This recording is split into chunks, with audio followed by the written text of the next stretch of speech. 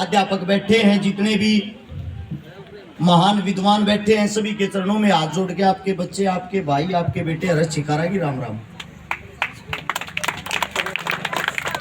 मेरी छोटी प्यारी बहन है रिमन नैन, जो आपके क्षेत्र की बहुत ज्यादा संघर्ष कर रही, ये समय समय पे आपको बहुत अच्छी अच्छी ज्ञान की बातें बताती रहती। बीच में जो छोटे बच्चे वो उन बातों को नहीं समझ सकते, और इन छोटे बच्चों को तो खैर मेरे को लगता मैं भी नहीं समझा पाऊंगा, लेकिन मैं जो बातें बताऊंगा, मेरी हाथ जोड़कर विनती है, यहाँ पे जो समस्त अध्यापक बैठे हैं और जितने भी इन बच्चों के पेरेंट्स बैठे हैं, वे सुनने की और समझने की कोशिश करना। सबसे पहले तो आप लोगों को बता दूं, मैं खुद एक गरीब परिवार से हूं।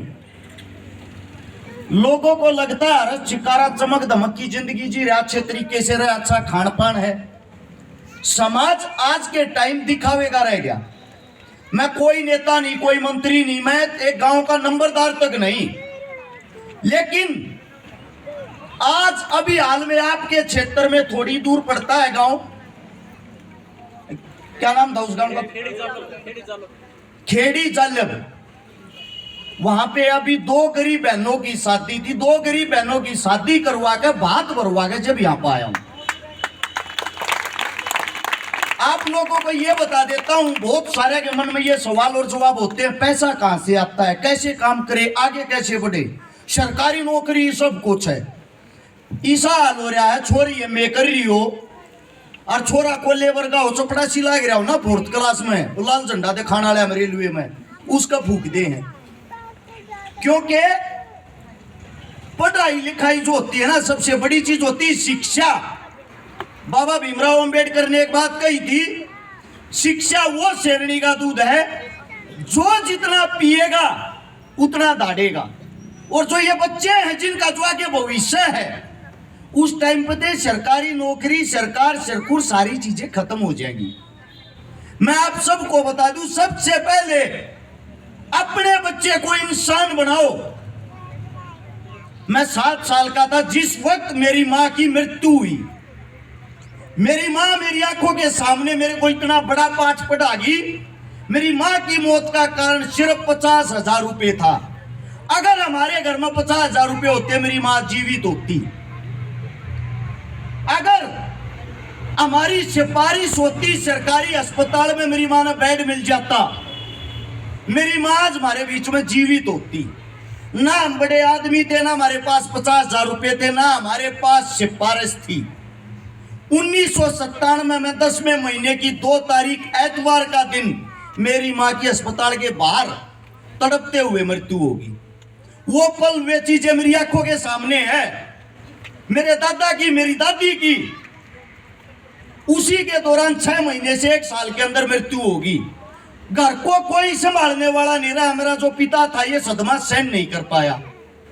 मेरा पिता एक देहाती, देसी, अनपढ़ सा इंसान है, लेकिन उस मरती हुई मां ने, उस अनपढ़ इंसान ने मेरे को एक शिक्षा दी, जीवन में बेटा एक तो नशा मत करना। जीवन में बेटा किसी की बकाई में मत आइया, कबड़ता रहिए, जो मर्जी करता रहिए, एक न एक दिन कामयाबी अपने आप आ जाएगी। वह शिक्षा आज तक मैंने किसी भी नशे के टेस्ट का नहीं पता, क्योंकि मेरी मां ने जो बातें बोली थी मैंने उन बातों को माना। क्योंकि मां वो होती है जो हमारे को जब इस जमीन पे लेके आती है ना, जब एक औरत की कोख से एक बच्चा जन्म लेता है, उस वक्त औरत का दोबारा जन्म होता है। और आप सभी को बता दूं, इन मात्र शक्तियों के अंदर ताकत क्या है। हमारे हाथ पैरों की 20 उंगलियां हैं। 20 उंगली अगर इस वक्त हमारी टूट जाए, यानी कि मर्दों की टूट जाए, 20 हड्डियां टूटने के बाद सबसे नाजुक चीज होती है, तो आदमी वो दर्द सहन नहीं कर पाएगा और उसकी कुछ टाइम के बाद मृत्यु हो जाएगी। उसकी बॉडी का जो दर्द होगा वो 45 डिग्री तक होगा। और जब एक औरत बच्चे को जन्म देती है, इससे भी 10% ज्यादा, 55% दर्द उसकी बॉडी के अंदर होता है। उसको सहन करके अपने प्यारे बच्चे को जन्म लेती है, और वही बच्चा एक अनपढ़ता के कारण, एक गलत चीज के कारण अगर नशे का शिकार हो गया, गलत शिक्षा में बढ़ गया, गुंडा बदमाश चोर ठग डाकू बन गया, उसकी माँ का आगे आने वाला जीवन भी खराब हो जाता है। सबसे बड़ी चीज अपनी नस्ल को सुधारना। नौकरी के चक्कर में छोड़ गए, पहले आदमी तो बना लो। अपने बच्चों को यह सिखाओ असलियत का भगवान कौन है। माँ बाप तो आजकल के बच्चों के अनाथ आश्रमों में रहते हैं, वृद्ध आश्रमों में रहते हैं, तो कहाँ के भगवान है। माँ और पिता से बड़ा कोई भगवान नहीं जो आपको इस जमीन पे लेके आया। उसके बाद नंबर आता है जो आपको अच्छी संगत सिखाता है, अच्छा रास्ता दिखाता है, जिसको कहते हैं हम गुरु। वो गुरु किसी भी रूप में हो सकता है। मेरा ये मानना है यहाँ पे स्कूल के अंदर जितने बच्चे हैं, इनको ये जो जातिवाद वाला पाठ है वो मत पढ़ाना। जब पहली क्लास में बच्चा बैठता, उस बच्चे को ये नहीं पता होता तेरी जाति क्या है, दूसरे की, तेरे दोस्त की जाति क्या है। एक साथ खाते हैं, एक साथ पीते हैं, लेकिन जब स्कूल पास आउट तक 12वीं कक्षा तक ये पहुंचते हैं, पता नहीं ये कौन सा पाठ पढ़ते हैं, इनको ये पता लग जाता मैं जाट हूं, मैं ब्राह्मण हूं, मैं खाती हूं। और यही बीमारी इस देश को खा रही है। अभी 23 मार्च था शहीदी दिवस भगत सिंह राजगुरु सुखदेव का। उन्होंने मरते मरते उन्हें भी एक बात कही थी, ये जो जातिवाद का बीज जब तक हिंदुस्तान के अंदर रहेगा, हिंदुस्तान का भला नहीं हो सकता। अगर आप हिंदुस्तान का भला करना चाहते हो, एक हिंदुस्तान के नागरिक बनना चाहते हो, प्यारे बच्चे बनना चाहते हो, ये जातिवाद का जहर इनके अंदर से निकाल लो। जातिवाद का दूसरा नाम सिर्फ वोट बैंक है। नेता मंत्रियों ने आपके गले में जाट ब्राह्मण खाती का पट्टा इस मारे पर आ रखा है, वो अपना वोट बैंक बढ़ा सके। एक दूसरे की मदद करें, इसी में जीवन है। खाली माइक पकड़ के ये बात बोलने नहीं आ रहा। मैंने इन पिछले 2 साल में, ये मेरे साथ में बैठी मेरी बहन गीता अलावा दम्बल फौजी, हमारे जो बड़े भाई हैं, बड़ी बहनें, माता समान पिता समान, इनके आशीर्वाद से 300 उन बेटिया के ब्याह करवा दिए जिनका ना भाई था, ना बहन थी, ना बाप था, ना माँ थी।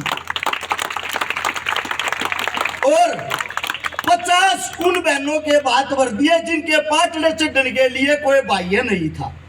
आज 50वां बात था यो। और मेरा ये मानना है, मेरे से पूछते हैं कहीं क्या करना चाहता है, मैं उनको यही बताता हूं जो मैं आज कर रहा हूं, जब तक मेरे अंदर सांस है मैं बस यही करना चाहता हूं, इससे अलग नहीं। 29 करोड़ रुपए की, बिना कोई पावर के, बिना कोई पद के, 100 गज के किराए के मकान में रहता हूं। 29 करोड़ रुपए की लोगों की नगद मदद कर दी।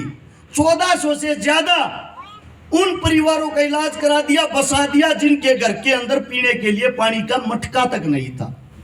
इसीलिए मैं आप सबको हाथ जोड़ के गुजारिश करता हूं, जो शिक्षा यहाँ पे टीचर दे, माता पिता का भी ये हक बनता है घर जाके उसी शिक्षा को दोहराए।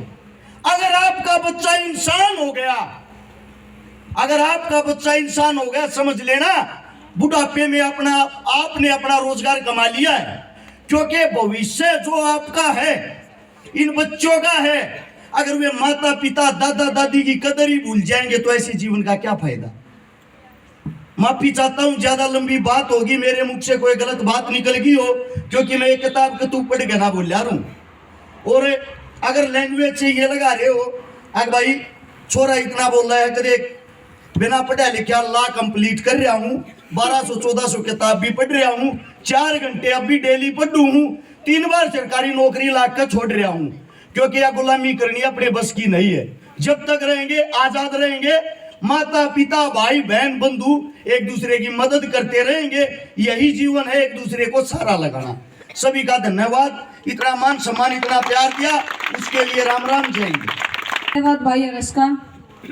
और हम तो इनके इन कामों को जमीनी स्तर पर देखते हैं, और जब देखते हैं तो अपने आप में एक फख्र महसूस होता है कि हम खुशकिस्मत है कि भाई अरस शिकारा को हम जानते हैं और वो हमें जानते हैं। हमारे लिए तो इतनी ही संतुष्टि है भाई। अभी मैं मंच पर आमंत्रित करना चाहूंगी उत्तराखंड के राजा